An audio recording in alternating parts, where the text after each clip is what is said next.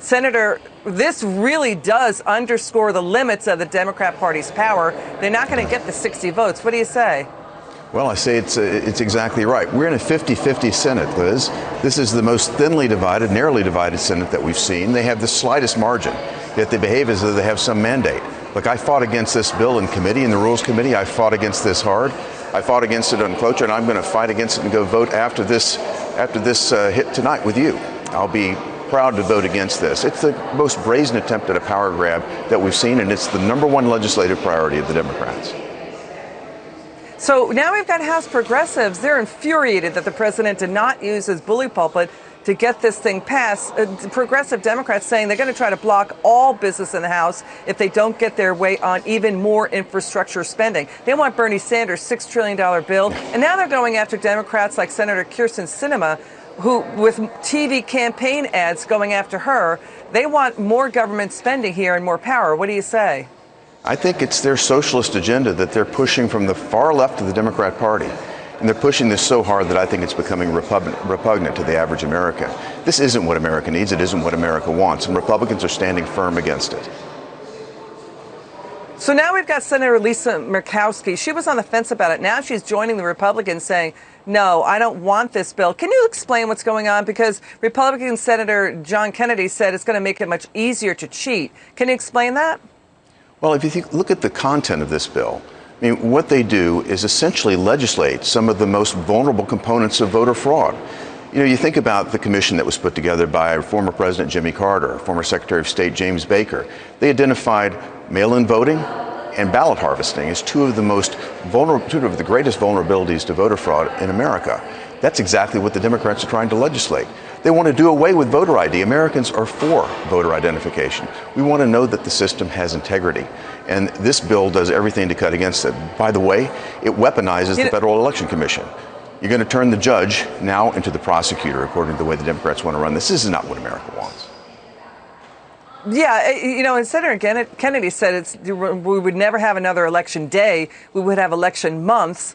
You know, the state elections are governed by the people through their state legislatures. Yes. Senator Kennedy said the federal bureaucracy can't even stop scam calls or spam calls. You know, we've got that. And to your point about the new Monmouth poll shows that 8 out of 10 Americans say, yeah, we are for voter ID. 62% of Democrats say, yes, we are for voter ID. 9 out of 10 independents say yes to that, too. What do you say? I think the Democrats here in Washington are just tone deaf because, again, America doesn't want this. The components of this legislation, Liz, have been lying around Washington in back rooms for years. They tried to pass something like this right after President Trump won back in 2017. They tried again a couple of years ago. Again, they put it through in 2020 using the guise of the pandemic as that was the crisis of the moment. Now they're trying to pick on a few state election laws and say that's the crisis of the moment. But what they're really trying to do is forever shift the advantage to their court, and Americans aren't going to stand for it.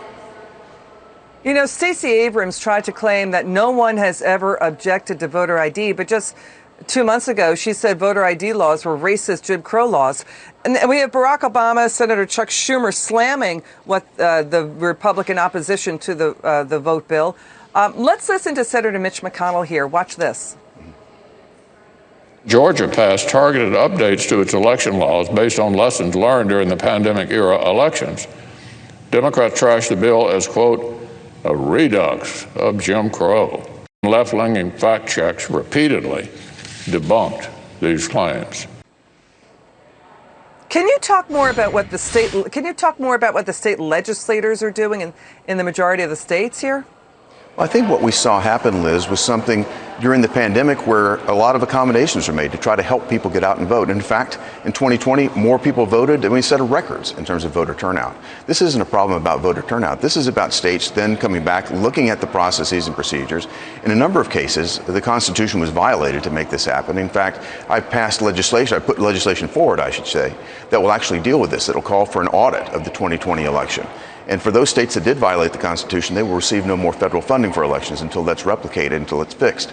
But what I think we were seeing happen state by state is the states are coming back and saying, what happened in 2020? What do we need to do to ensure election integrity? And they're simply taking those steps. And in many cases, there is more voter access today than there was in 2018.